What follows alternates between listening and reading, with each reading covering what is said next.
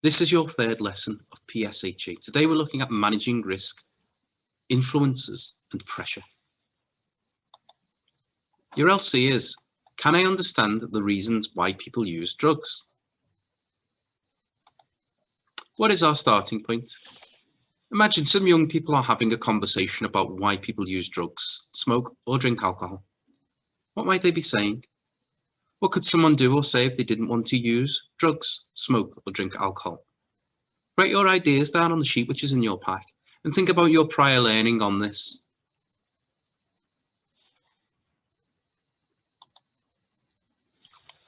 Today in our lesson, we're going to explain why people may choose to use or not to use a drug and the different factors that might influence them. We're going to analyse what is most likely to influence a person to use or not use a drug. We're going to describe strategies for managing peer influence in situations that might involve drugs and explain how to express worries about a person's drug use and why this is important. Think of a drug from our prior learning. Could be any of the ones from your pack or from the work on Seesaw yesterday. Why might a person use that drug?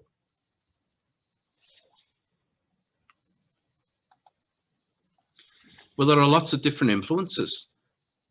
They could be influenced by their family, their friends, social media, TV or film might have influenced them. It might be for religious or other beliefs.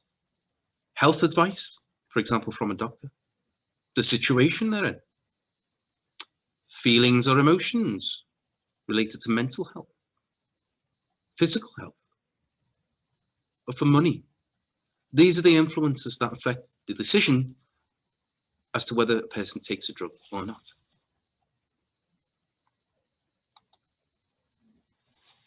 People may face pressure in order to take drugs, and their responses may be classed under 3 different categories. There could be a passive response, an aggressive response, or an assertive response. Now, these will be new terms for you, so let's look at some examples.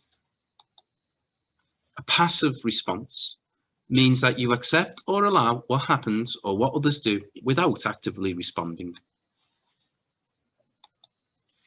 An aggressive response would mean being ready or likely to confront or attack others or what others do.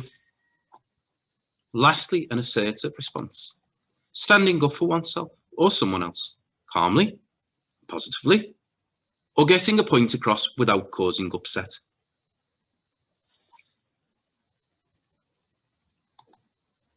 Here are some examples of those different responses.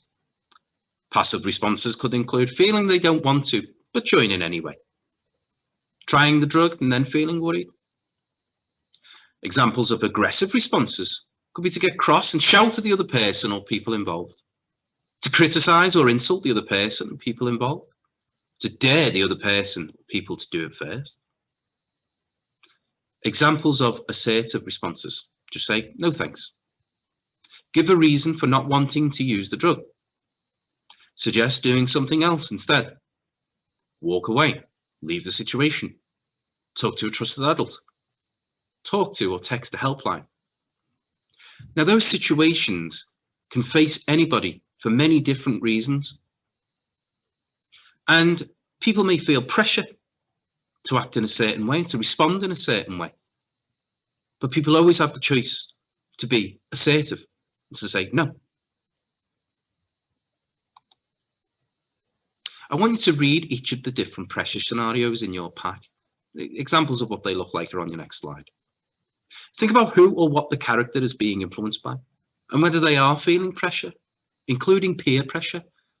Now, peer pressure is when the peers, that's the people surrounding that person.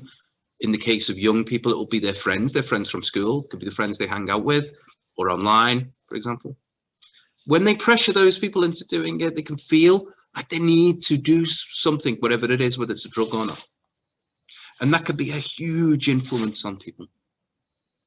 So for each of those different scenarios, I would like you to give 3 different examples of how each character could respond. For each scenario, I'd like to see an example of a passive response, an example of an aggressive response, and an example of an assertive response. So you can use those examples which I've shown you earlier to help. This is the sheet in your pack which has the different scenarios on. So decide for each one what would be an example of a passive response, an aggressive response, and an assertive response. You can also use these response prompts to help you.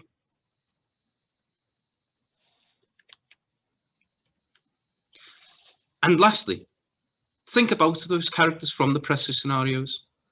Do you think any of the characters should get help? And if so, when should they seek help? Who should they talk to?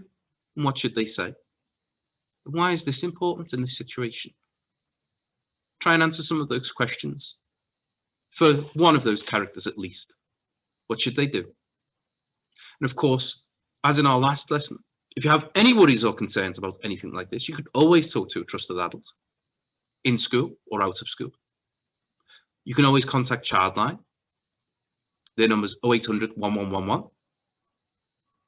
In a non-emergency situation, you can contact the police using 101 or ring 999 if you feel that somebody is in immediate danger.